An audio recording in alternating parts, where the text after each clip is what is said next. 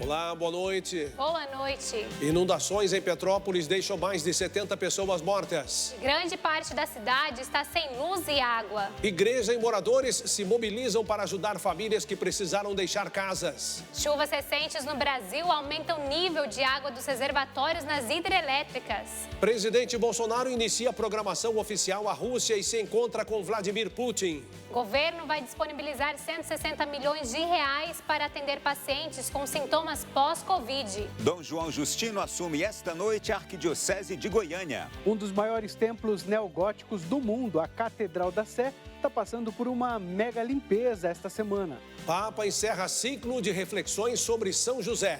E recorda sacerdote assassinado no Congo pedindo coragem aos religiosos.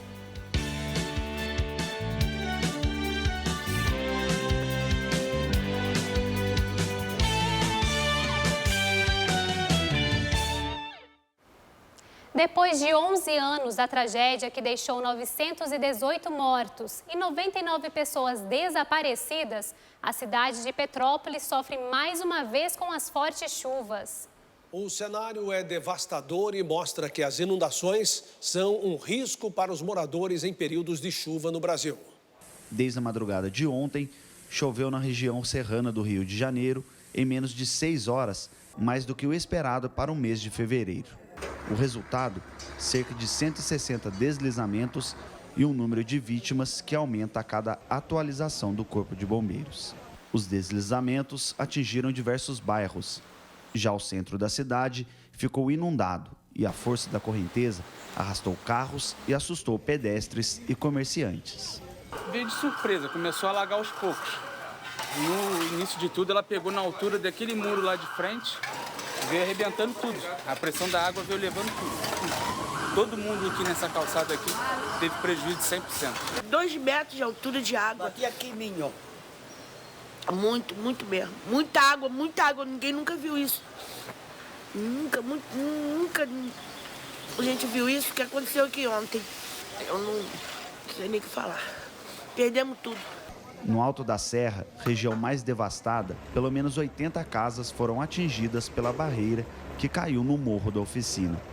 A prefeitura decretou estado de calamidade pública e informou que as equipes de hospitais foram reforçadas para o atendimento de vítimas. Cerca de 400 bombeiros trabalham nas buscas. Para o governador do estado, o momento agora é de união em busca de mais sobreviventes. O trabalho agora é tentar achar gente viva ainda, fazer a limpeza, tirar ainda possíveis corpos aqui. Depois a gente vai pensar em números, em reconstrução. A Defesa Civil informou que o maior desafio pode ser a falta de água mineral. Diferentes entidades estão recolhendo colchões, cobertores, material de limpeza, higiene pessoal e alimentos, já que grande parte do abastecimento da cidade foi comprometido. Como a gente pôde ver, a situação é dramática em Petrópolis. Por isso, nesta hora é importante estender as mãos da solidariedade e do acolhimento aos moradores da cidade imperial pelas dificuldades que estão enfrentando. A igreja e os moradores se mobilizam para ajudar. Com as fortes chuvas, vieram também a tristeza da perda. E com diversas pessoas desabrigadas, a igreja cumpre seu papel e estende as mãos aos mais necessitados. Aqui em Petrópolis, região serrana do Rio de Janeiro, as igrejas estão abertas para receber doações, para auxiliar as pessoas que foram vítimas das enchentes causadas pelas fortes chuvas nesta terça-feira. Muitos voluntários vêm trabalhando em prol da população em várias paróquias da diocese. Na paróquia de Santana e São Joaquim, região de Cascatinha, o trabalho voluntário é realizado pela Pastoral da Caridade e um dos pontos de apoio para receber roupas e alimentos. E também iremos preparar a sopa que será destinada para a paróquia do Alto da Serra, onde está um grande número de desabrigados. A paróquia Santo Antônio do Alto da Serra está localizada em um dos pontos mais afetados da tragédia. Mais de 300 pessoas já foram acolhidas no local. Um número muito grande de crianças, de pessoas, mães, enfim, famílias estão sem teto e, naturalmente, nós estamos providenciando o alimento nesse momento, enquanto conversando com os poderes públicos, providenciando também o aluguel social para aqueles que não poderão voltar para suas casas. Diante do estado de calamidade pública em Petrópolis, as ações da igreja são sinal de esperança. Peço a todo o povo brasileiro, a oração por nós, a oração também pelo número tão grande de paroquianos que estão colaborando para que essas pessoas sejam assistidas, e de um modo especial que precisamos nesse momento é a oração de todos. A Conferência Nacional dos Bispos do Brasil publicou nota na tarde de hoje, pedindo união e oração, e destacou que o Brasil precisa fazer uma corrente solidária. As doações à Diocese de Petrópolis podem ser feitas pelo Pix. A chave é o CNPJ de número 28 805 190 0001 33. Ou também pela conta emergência Caritas Arquidiocesana, pelo Banco do Bradesco, com agência de número 0814, dígito 1, e conta corrente 48500, dígito 4. Neste momento tão desafiador para todas as famílias da região de Petrópolis e também para aqueles que perderam seus entes queridos, nos unimos em oração e pedimos a Deus o consolo tão necessário nessas circunstâncias. Você daqui do Sudeste, principalmente das áreas mais afetadas pelas fortes chuvas, precisa se manter em alerta, pois a previsão ainda é de muita chuva para os próximos dias. O motivo desses episódios prolongados de chuva frequente é a temperatura da água do Oceano Atlântico abaixo do normal entre a costa do sul e do sudeste do país, o que intensificou a atuação do sistema da Zona de Convergência do Atlântico Sul sobre essas regiões. Ainda tem a formação de uma nova frente fria que passa pelo sudeste e mantém os 4 estados em alerta para temporais no decorrer do dia. Em Minas Gerais, Rio de Janeiro e Espírito Santo, as chuvas serão mais fortes e em grande quantidade, atingindo os 32 milímetros em Minas e os 16 milímetros no Rio. As mínimas chegam aos 20 graus no Rio de Janeiro e os 18 graus em Belo Horizonte. Nas demais regiões do país, podemos ver a atuação das fortes chuvas ainda sobre o Amazonas, Acre, Rondônia, Roraima, nessa parte do Pará, Mato Grosso, Goiás e Mato Grosso do Sul. Amanhã o sol vai aparecer apenas no centro-norte do Rio Grande do Sul e nessa faixa a oeste de Santa Catarina e do Paraná. Enquanto algumas regiões vêm sofrendo com as chuvas intensas, outras cidades registram um aumento dos níveis dos reservatórios. Vamos agora a Brasília com Ronaldo da Silva, que traz informação sobre a situação dos reservatórios. Boa noite, Ronaldo. Olá, Reinaldo. Olá, Yara. Boa noite a vocês e boa noite a todos que acompanham o Canção Nova Notícias. As chuvas recentes no Brasil ajudaram a aumentar o nível dos reservatórios nas hidrelétricas. Segundo o Operador Nacional do Sistema Elétrico, se o cenário se mantiver, algumas regiões do país podem registrar números recordes. Nos últimos meses, muitos estados brasileiros foram marcados por chuvas acima da média histórica. Para se ter uma ideia, em setembro de 2021, os reservatórios do Sudeste e do Centro-Oeste estavam em 16%, mas neste ano, até o fim de fevereiro, a previsão é de 58,4% da capacidade total. O Norte também deve registrar recorde. Segundo a projeção, até o final do mês, o subsistema pode apresentar 97,4% da capacidade máxima. O Nordeste também terá alta na capacidade das usinas, com 82,8%. Para o Sul, que vem enfrentando forte seca, a expectativa diminuiu. A região deve fechar o mês com 32,9%. O Operador Nacional do Sistema Elétrico, que analisa e monitora a geração de energia no país, aponta que até o final de julho deste ano, o nível de armazenamento pode chegar a 51,4% nas regiões Sudeste e Centro-Oeste, que representa 70% dos reservatórios brasileiros. Em um cenário otimista, isso significa a possibilidade de um crescimento, já que esse percentual não é alcançado desde junho de 2020. Essa alta no Sudeste, no Centro-Oeste do país, ela acaba interferindo não só naquela região, mas em diversas outras regiões do país. Em 2021, o valor da conta de luz disparou e os brasileiros ainda sentem o impacto no bolso. Isso porque, para garantir o abastecimento, o governo teve que acionar usinas termoelétricas que produzem energia mais cara. E apesar das chuvas trazerem alívio ao setor elétrico, segundo o ONS, é preciso aguardar o fim da estação chuvosa entre março e abril para avaliar melhor o cenário. Se temos bastante volume de água, as empresas de abastecimento público passam a operar também de forma confortável, sem ter que adotar medidas de corte de água, racionamento de água, ou também impor sobre o consumidor certas tarifas extras de consumo de água. Eu volto com vocês e daqui a pouco estaremos de volta aqui de Brasília. O Papa Francisco encerrou nesta manhã um ciclo de reflexões sobre São José ao abordar o tema central, José como padroeiro da Igreja Católica. O Pai de Jesus foi apontado como um grande mestre na arte de cuidar. Na catequese, o pontífice também recordou o sacerdote que foi assassinado no Congo e pediu aos religiosos coragem para continuarem testemunhando. O Papa Francisco encerrou na catequese de hoje o ciclo de reflexões sobre a figura de São José. Ele explicou que essas meditações feitas desde dezembro até agora são um complemento à Carta Apostólica Patris Corde, que celebrou os 100 anos da instituição de José como padroeiro da Igreja.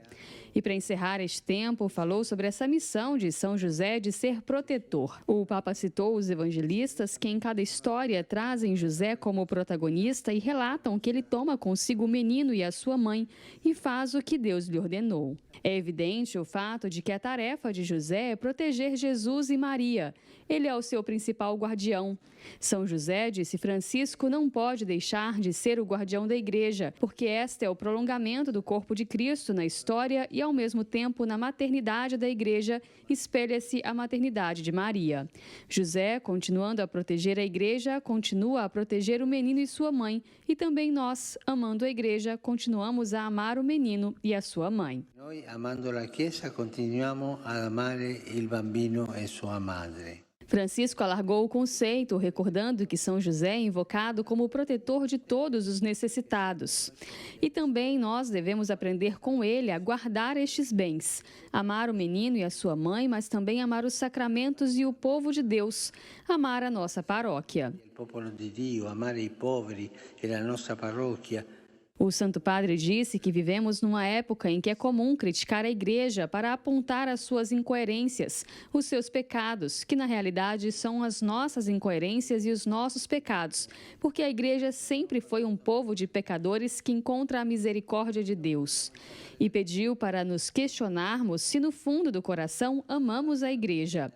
Só o amor nos torna capazes de falar plenamente a verdade, de uma forma não partidária, de dizer o que está errado, mas também de reconhecer toda a bondade e santidade que estão presentes nela. Na saudação final, o Papa Francisco falou aos religiosos da Ordem dos Clérigos Regulares Menores que estavam presentes na audiência. Disse que se recordava de um irmão mais novo deles que foi assassinado no dia 2 de fevereiro após celebrar uma missa na República Democrática do Congo. E disse que Padre Richard foi mais uma vítima de uma violência injustificável e deplorável, mas que espera que este ato não desanime seus familiares e nem mesmo a sua comunidade religiosa.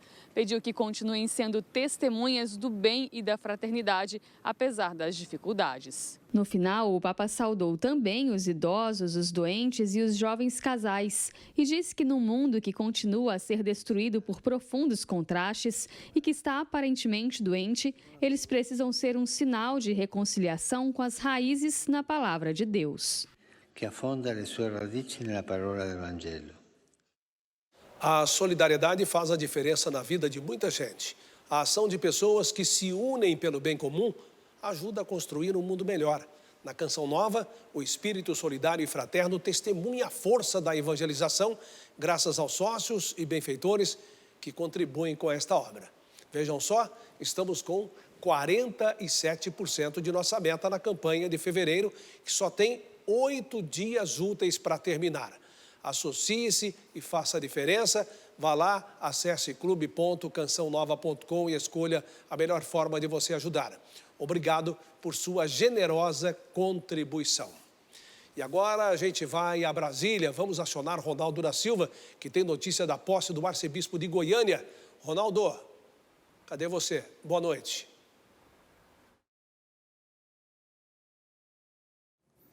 E nós agora nos congratulamos com a igreja em Goiânia, que está em festa. A Arquidiocese de Goiânia acolhe neste momento seu novo arcebispo, Dom João Justino. Nós vamos ao vivo até a capital de Goiás para saber mais detalhes sobre a posse canônica. A repórter Liana Nunes está em Goiânia. Boa noite, Liana.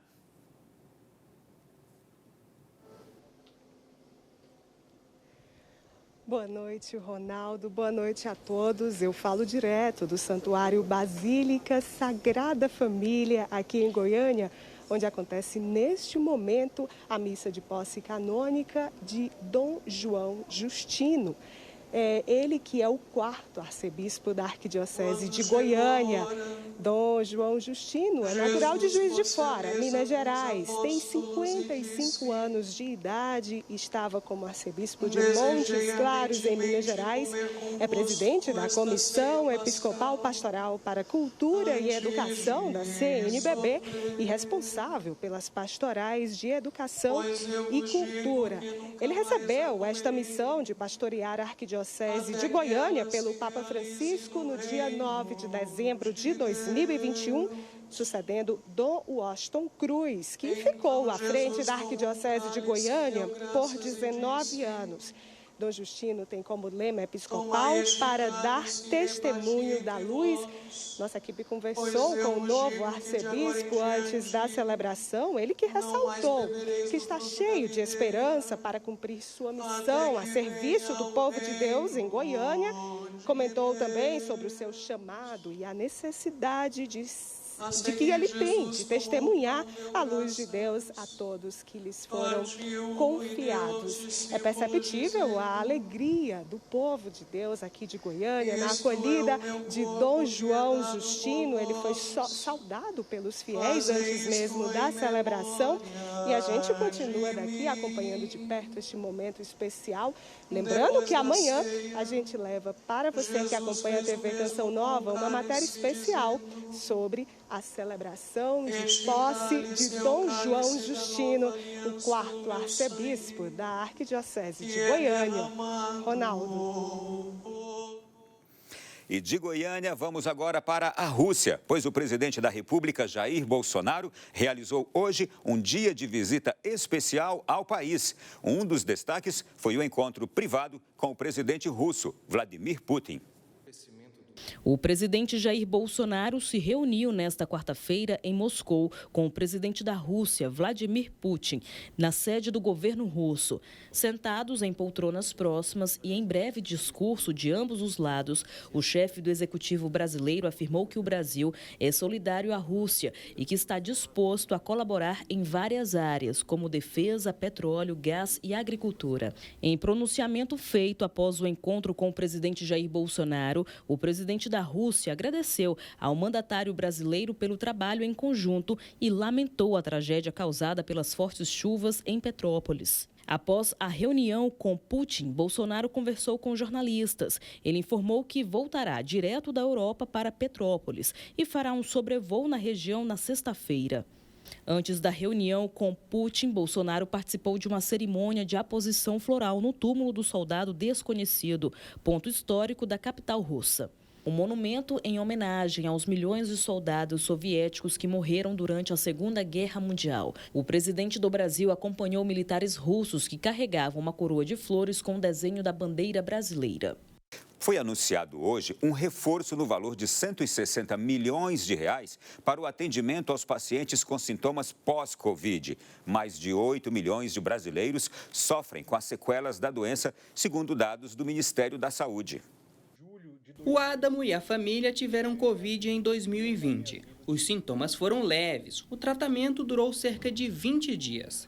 Mas depois do período de isolamento, ele e o filho começaram a sentir os efeitos do pós-Covid. Atividades básicas, como subir escada, conversar e ao mesmo tempo andar, jogar bola no parquinho, foram bastante prejudicadas, tanto no meu caso quanto no dele. A gente conseguia brincar ali no máximo por, 10, 15 minutos, o que a gente antes ficava 1, 2 horas brincando. De acordo com o Sistema Único de Saúde, mais de 8 milhões de brasileiros estão com sintomas parecidos, mesmo depois da recuperação.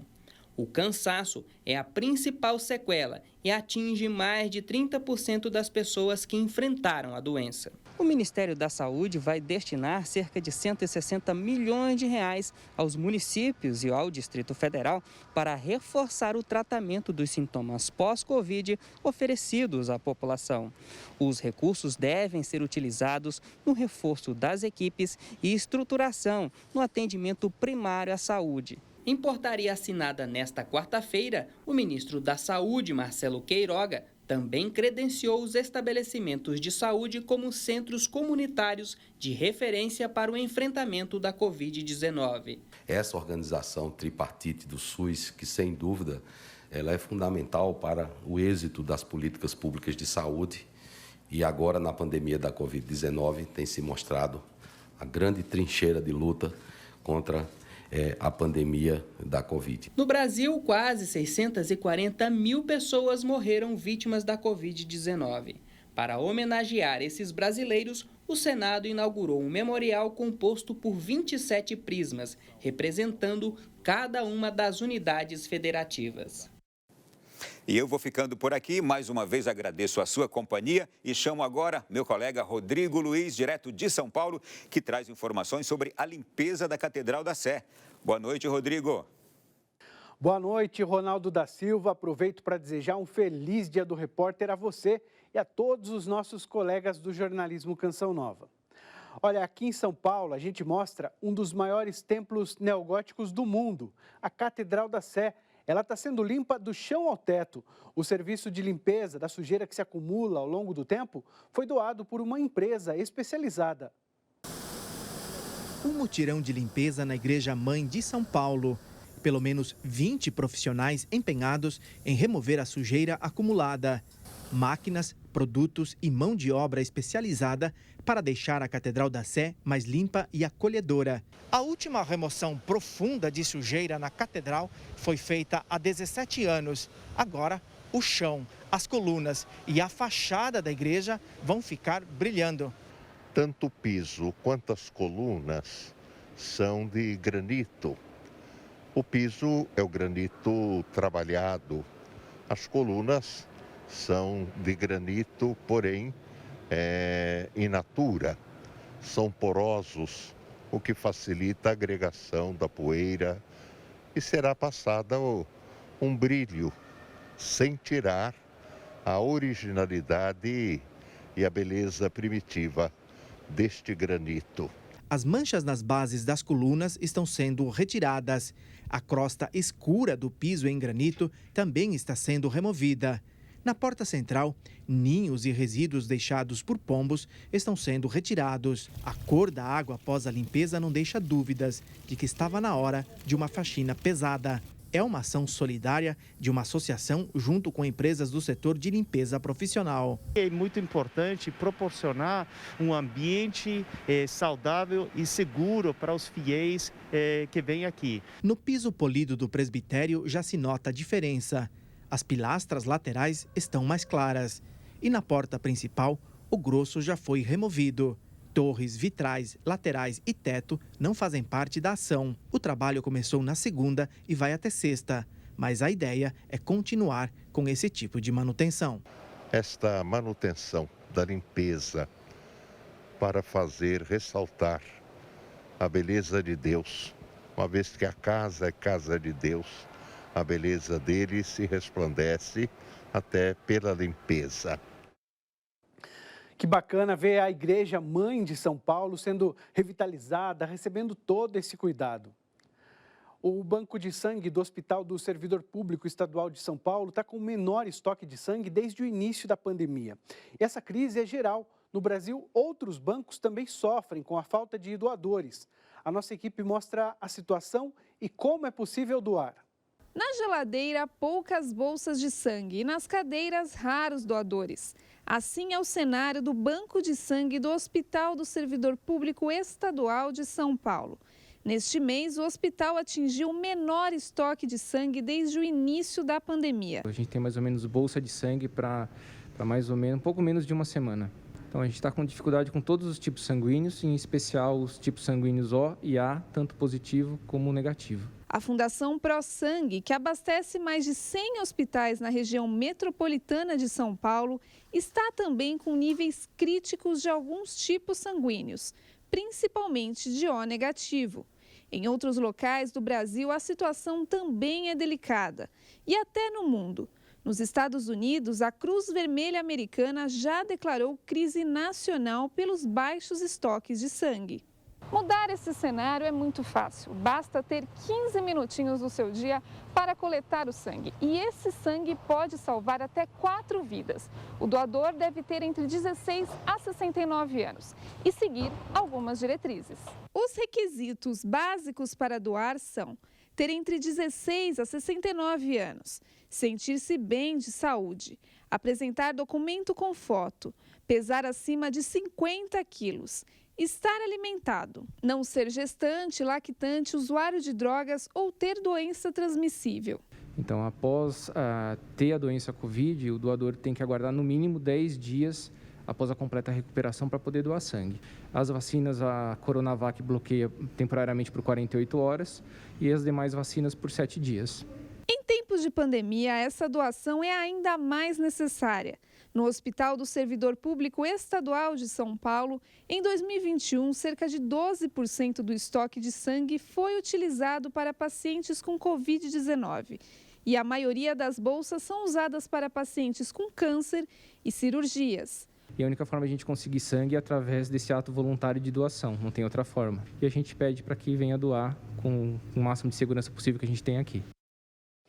E quem estiver em São Paulo e puder doar sangue, o Hospital do Servidor Público Estadual fica na rua Pedro de Toledo, 1800. O serviço funciona das 9 da manhã às 4 da tarde. Se você é de outra região do país e deseja doar sangue, é só se apresentar num banco de sangue perto da sua casa. E uma informação para quem deseja aprender música. Estão abertas as inscrições para os cursos livres da Escola Tom Jobim, a Escola de Música do Estado de São Paulo. Tem modalidades presenciais e online. São 80 cursos em diversas áreas da música, todos gratuitos. As inscrições vão até segunda-feira, dia 21. Atualmente, 1.300 alunos são atendidos. Bom, a gente fica por aqui, voltamos a nos encontrar amanhã e logo cedo você fica bem informado com o CN Notícias, direto daqui de São Paulo, após o Sorrindo para a Vida. Um abraço a todos, até amanhã. Essa notícia pode interessar a muita gente que sempre teve vontade de se aprofundar nos estudos bíblicos e não encontrou oportunidade. Pois é, a congregação de Nossa Senhora de Sion está oferecendo o curso de graça. O início das aulas será no dia 7 de março pela internet. A congregação de Nossa Senhora de Sion foi fundada em 1842 por 2 judeus que se converteram ao catolicismo. Os irmãos Teodoro e Afonso Ratisbon eram sacerdotes e tinham como carisma estudar a Bíblia e passar esse conhecimento para todas as pessoas. Por isso, muitas freiras de Sion são biblistas. A irmã Ivete, inclusive, é professora há 20 anos do Seminário Maior da Arquidiocese de Aracaju e será uma das professoras desse curso bíblico online. Conhecer a palavra, é adentrar-se mais na nossa fé cristã. Esse curso bíblico é oferecido especialmente para os leigos de todo o Brasil, que desejam aprofundar o conhecimento na palavra de Deus. A inscrição é feita no site www.consagrai.com. Basta clicar no link do curso. O estudo é dividido em vários capítulos. Denis Duarte é especialista em Bíblia. Para ele, estudar a palavra de Deus é dever do católico. Uma vez que a fé é um dom, Deus nos dá esse dom, nós precisamos também cultivá-lo. Eu preciso manter a minha catequese. Como é que eu vou fazer isso? Bíblia numa mão, catecismo da Igreja Católica na outra. Na semana do aniversário de morte de Irmã Lúcia, a comunidade do Carmelo de Santa Teresa de Coimbra anunciou o lançamento de uma publicação periódica que vai divulgar a vida e obra de Irmã Lúcia. periódico marca ainda a constituição oficial do Arquivo Irmã Lúcia e do seu grupo de trabalho e a construção em andamento de suas instalações, anexas ao memorial já existente. A religiosa trocou correspondências com pessoas do mundo inteiro, entre autoridades civis e religiosas. Segundo a prioresa do Carmelo, Irmã Lúcia também já realizava um trabalho de organização do arquivo, registrava o que já tinha respondido e fazia cópias das cartas enviadas. Se eram mensagens a papas, a reprodução era manuscrita. Respostas, em geral, tinham a duplicação feita com papel químico. Surgiu a nossa necessidade de criar um espaço físico para arquivar todo o espólio da Irmã Lúcia, sobretudo enquanto carmelita, dá-la a conhecer melhor às pessoas o trabalho dela, a vida dela, a obra dela, enquanto difusora da mensagem de Fátima e enquanto carmelita. A publicação é fruto das atividades do grupo de trabalho do Arquivo Irmã Lúcia, constituído em 2020. Este grupo é constituído por 13 profissionais, entre arquivistas e historiadores, e dedica-se à organização e conservação do arquivo da vidente de Fátima. A importância será sempre medida pelo facto da Irmã Lúcia ter contactado com estes objetos e com estes documentos e disto ser algo tão íntimo e tão pessoal dela. A religiosa tinha uma rotina intensa de trabalho e oração como carmelita e dedicava-se às correspondências apenas antes de dormir. Esta é a chamada Mala Zero, que já recebeu o selo e foi catalogada com cartas trocadas com o Vaticano e bispos. A peça está no Memorial Irmã Lúcia, um espaço localizado no Carmelo de Santa Teresa, onde a religiosa viveu por mais de 50 anos. De Portugal para a Terra Santa, porque lá o Patriarcado Latino de Jerusalém conta com dezenas de escolas que formam cerca de 2.000 estudantes cristãos e muçulmanos.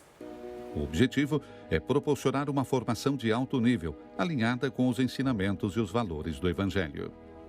As escolas do Patriarcado Latino funcionam de acordo com os princípios e valores católicos. Todos em nossas escolas têm o direito de serem tratados com justiça e sem discriminação, de viver em um ambiente familiar e de conhecer os valores do Evangelho sobre o respeito à vida, à dignidade e não violência. Apoiar a educação das novas gerações na Terra Santa sempre foi uma das principais missões dos cavaleiros e damas da Ordem do Santo Sepulcro, que não só apoiam as atividades escolares diárias, mas também cobrem algumas despesas das famílias e a remuneração de uma parte substancial dos salários dos professores. Nossa missão é promover o crescimento intelectual de nossos alunos, transmitindo-lhes a paixão pelo aprendizado e dando-lhes as habilidades e conhecimentos para construir o futuro em sua terra. O apoio da Ordem do Santo Sepulcro foi particularmente importante no último ano e meio, com a epidemia da Covid-19, que levou ao fechamento das escolas e ao ensino à distância. Enfrentar esses desafios não teria sido possível sem o apoio da Ordem. Conseguimos adquirir todas as ferramentas tecnológicas e formar professores para o ensino à distância. Essas escolas organizam o que chamamos de aulas de coexistência, nas quais estudantes cristãos e muçulmanos se reúnem para quebrar o gelo e se conhecer. Isso os ajudará a lidar melhor com as dificuldades e problemas fora da escola. A educação é o caminho a seguir para construir a paz no Oriente Médio. É por isso que a Ordem do Santo Sepulcro está investindo profundamente neste campo.